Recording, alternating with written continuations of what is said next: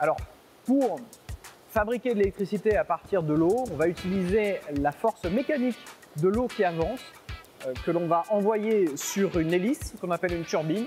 Et en tournant, cette hélice va permettre de créer un champ électrique qui va faire circuler de l'électricité sur le réseau. Tout ouvrage hydroélectrique est soumis à un cadre réglementaire très strict que l'on appelle la loi sur l'eau et les milieux aquatiques, l'EMA. Dans cette loi figure un certain nombre de mesures visant à protéger l'environnement et l'écosystème.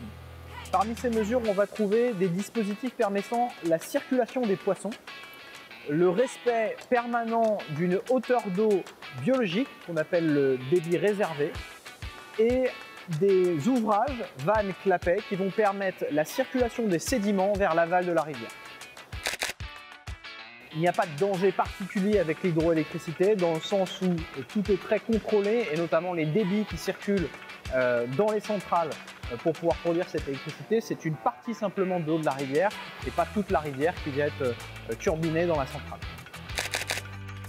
Alors en France, on exploite déjà beaucoup la ressource en hydroélectricité et au niveau des gros barrages hydroélectriques, on a peu de potentiel de développement. On peut optimiser des barrages existants pour augmenter la puissance.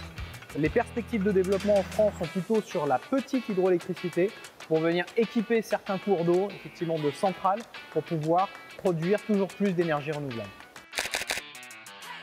Alors en période de sécheresse et en particulier en été, c'est vrai qu'il y a moins d'eau dans les cours d'eau et on va produire peu, voire des fois pas, d'électricité avec les centrales hydroélectriques au fil de l'eau. Donc pas d'eau, pas d'électricité, mais ça correspond aussi à des périodes où la consommation française est moindre et on a moins besoin de cette électricité pour alimenter les clients consommateurs.